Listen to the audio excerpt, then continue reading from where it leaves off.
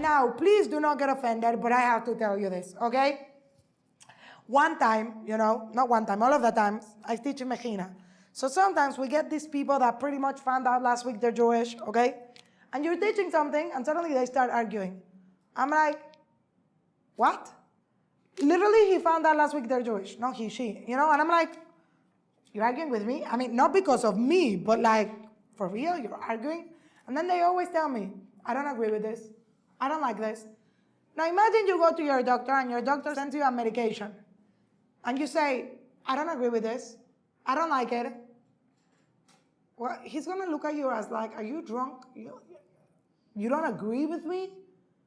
And then you say, explain it to me. By the moment he started expressing, I'm mentioning hormones, you're just like, okay, doctor, I'm just going to do whatever you want because you obviously went to school for this. And by the way, your doctor could be making a mistake. How much do you need to know in order to argue with your doctor? At least 7 years of school, at least, yes? That's what pre-med takes, okay?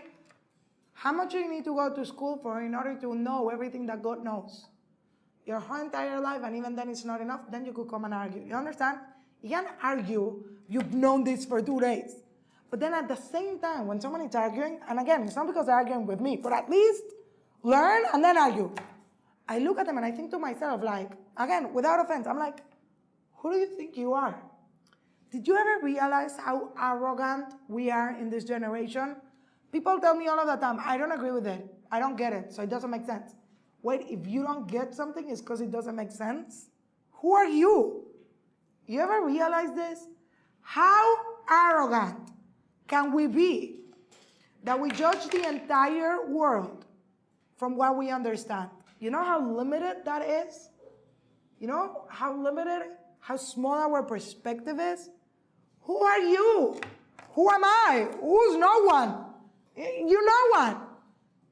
Because you think you could judge the world because of what you know, what you get? Who are you? You're never gonna get it.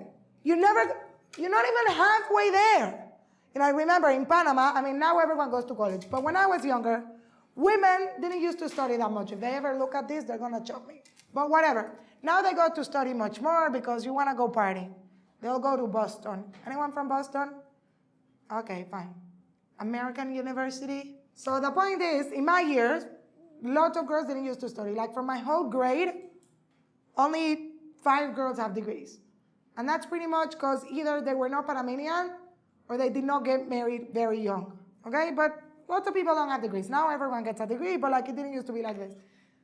I could say this because everyone in Panama is also going to joke about this. But in Panama, when people study, we call it MMSA, which means while I get married. And then you get married and that's it.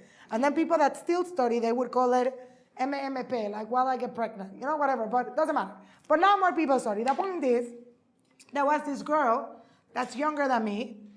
I might be making a mistake, but I think pretty much she's the only Jewish girl in Panama to get a PhD. I think. Maybe there's another one. I think maybe there's 2. But that I know, only this girl. She's 1 year younger than me, very, very smart. We were in like the National Math Olympics together.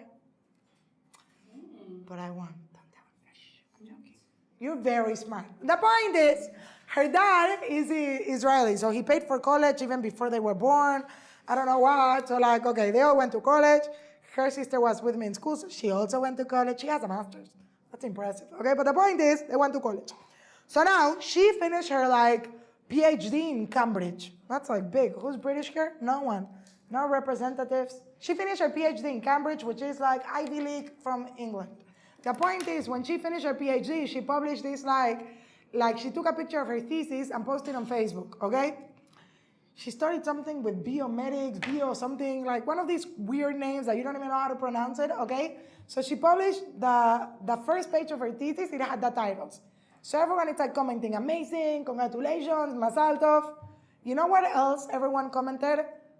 I don't even understand the title of your thesis.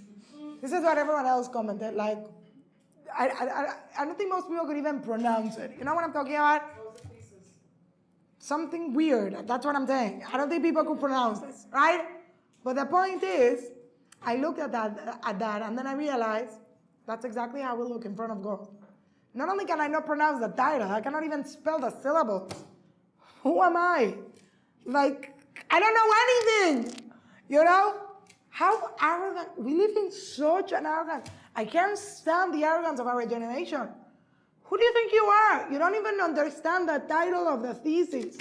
You know, Rebbetzin always does this experiment in order to show us how limited we are. She always says, close your eyes. And then no one does it unless Rebbetzin is here, but no one does it. And she says, can you picture 3 bananas without counting them or grouping them? So you say yes.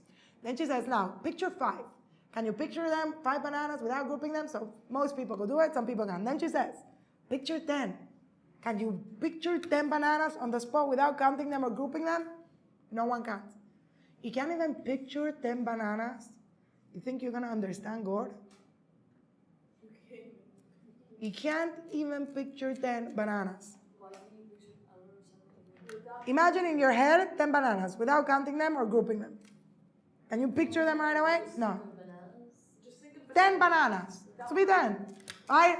Like a painting from a little school book. Right? Like picture like 20 bananas, but you can't organize them like 5, 5, 5, 5, or something like that. Like 20 single bananas. Like you can't just see it when you close your eyes. Don't worry, you can't. It's okay. That's the point. But now, what is the point? This is the point. You can't even picture, people tell me all of the time, if I'm not going to understand it, I'm not going to do it. You know what the Rambam says? The Rambam says something amazing. And you should really remember this quote. I gave you 2 quotes for Facebook today, so don't complain. You know what the Rambam says? The Rambam says like this, quote, if you would know, this is easy, simple quote, if you would know everything that God knows, you would have to be God. Until you're Him, you're not going to get it. And it is okay. You understand that? If you would know everything that God knows, you would have to be God. So stop thinking you need to get it in order to do it. Because you're not God. You understand? Now, Seven Ishma means God. I am willing to do without understanding. And not because I don't want to understand. I want to understand. That's why I said Nishma. But if you're doing every depends on your understanding, you're never going to do anything. You're never going to move forward in life because you're always going to be limited in your understanding.